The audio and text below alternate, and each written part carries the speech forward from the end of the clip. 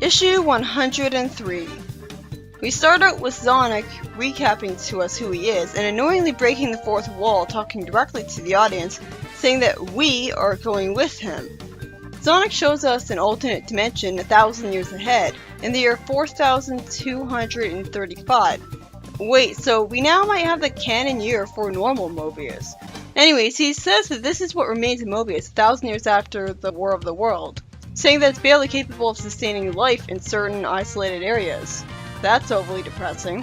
Someone says that no meteor causes a sonic boom like that, as we see in incoming spacecraft, and someone thinks irritated that someone's come to his town. Well, aren't you territorial? What are you, a lion?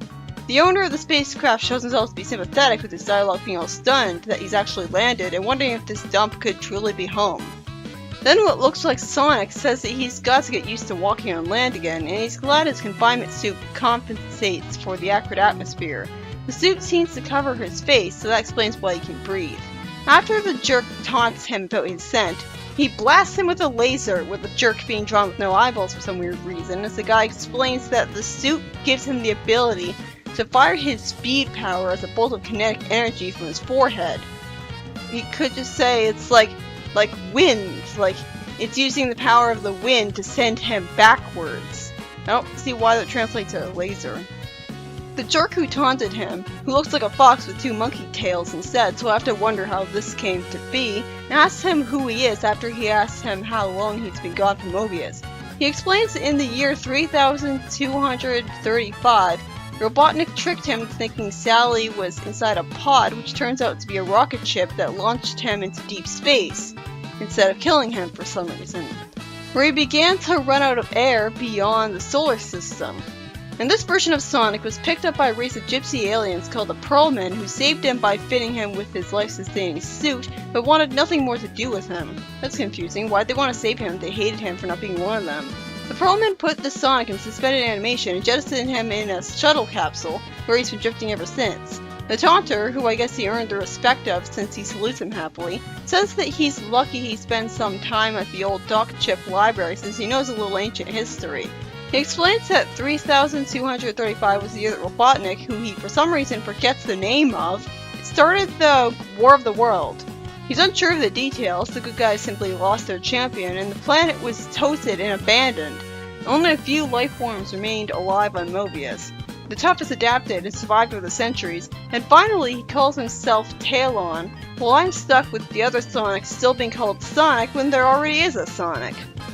So why didn't the Zone Cops do anything to prevent all of this? So much for them doing their jobs. Talon explains while carrying the Sonic in flight that there's a gang nearby, and there's thousands of renegade robots like those all over the city. That's not a gang, that's just renegade robots. After they start to fight them and a whole army of robots shows up, an alternate version of the Freedom Fighters show up, saying that they're the ones of this galaxy, implying that there are others of other galaxies apparently. And they fly around using a spaceship. Makes sense that the Freedom Fighters would take to space after what happened to the planet, with Rotor having advanced technology and all.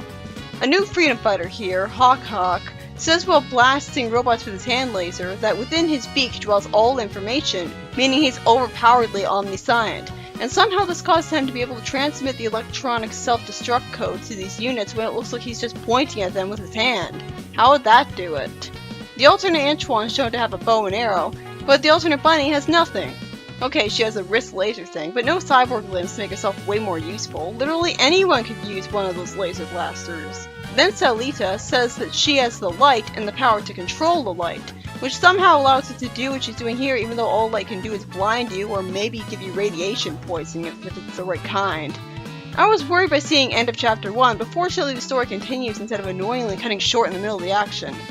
Rotor 22 explains that when a solar system scan revealed the other Sonic's space capsule's energy trail, the Freedom Fighters all followed it to here, and Bunny says while seeming to flirt with Talon despite Talon's young age, that she didn't think they'd find anyone still alive on the planet. Alternate Sally says, Salita says that the War of the World ended badly for everyone, even Robotnik, as after destroying almost every living being, his mechanized world imploded for some reason, taking him with it, and making Mobius uninhabitable except Talon managed to survive infancy since someone must have been able to raise him, so never mind, he couldn't have been the only one. The other Antoine explains that miraculously, 4 of the original freedom fighters lived through the final firestorm somehow. I guess Rotor made a force field that only protected them, and managed to get back to the smoky ruins of Robotropolis, seeking a way off the planet. They found surprisingly undamaged single-passenger spacecraft and Robotnik's escape tower, and launched themselves to individual surrounding planets, vowing to adapt, populate, and evolve anew or die trying. Each species survived, but evolutionary changes occurred due to their new locations. Bunny's clan settled the planet closest to the sun, and I guess the spacecrafts were able to terraform all these planets to make them inhabitable for everyone.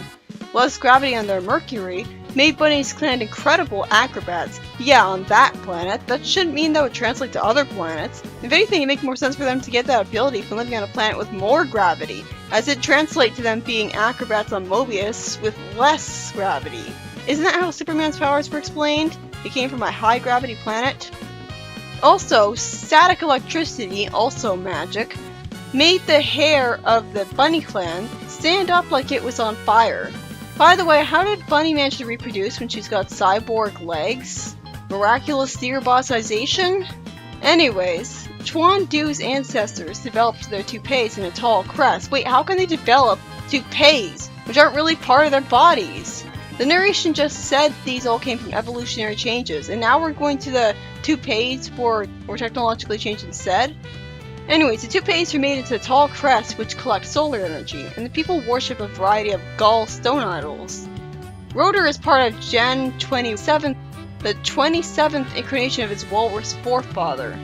So his forefather made like alternate different android versions of himself, like with Robotnik.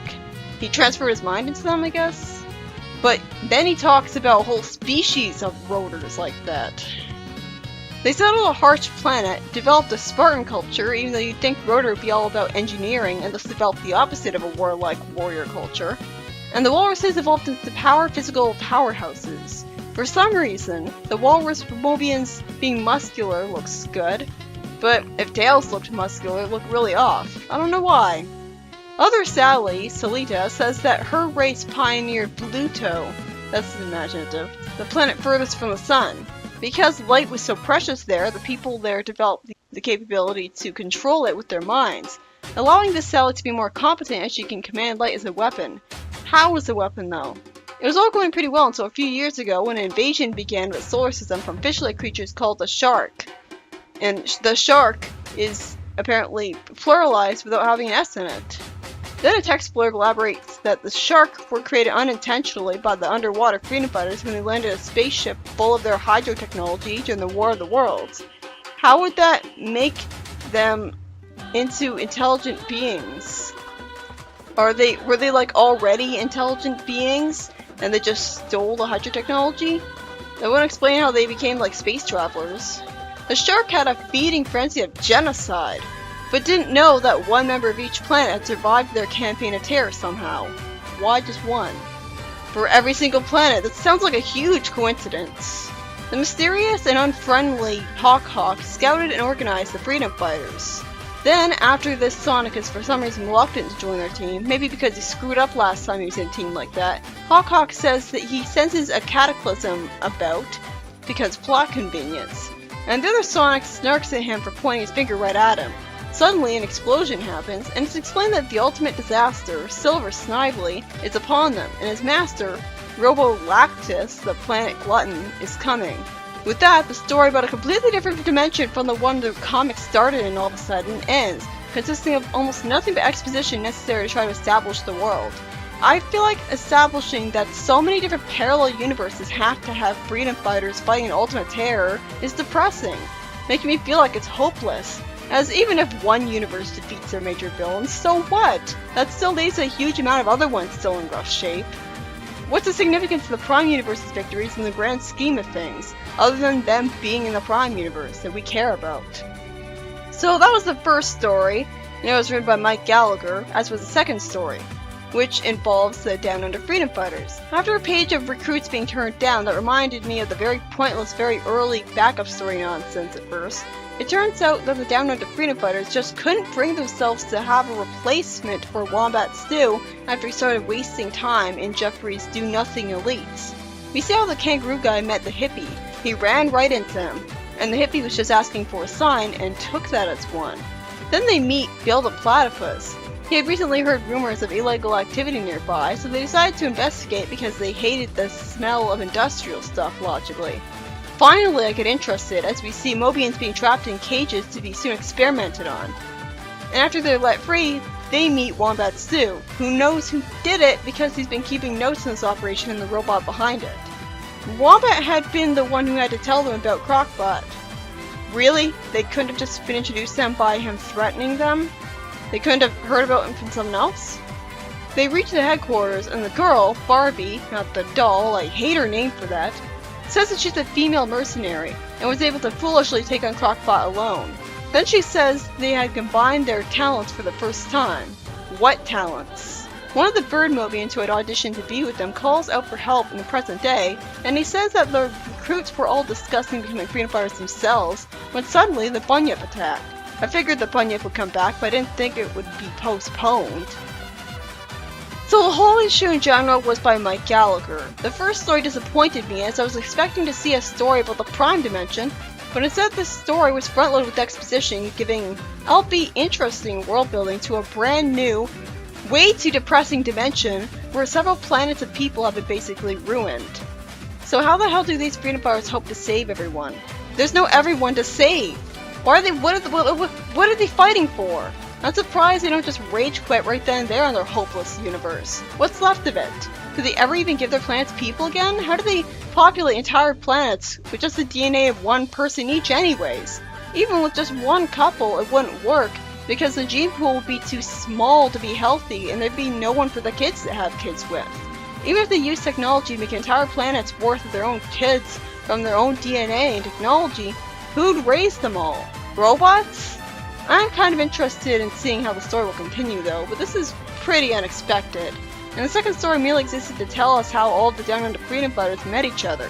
There's really nothing to tell, and explains that someone got hurt by the Bunyip, which could have happened right away in a story about it. I still don't care about these characters. Aside from the annoying hippie, none of them have any personality traits. They're just boring. Even their names are lazy. Wombat Stew? That's just the name of his race and a pun. What a pointless story.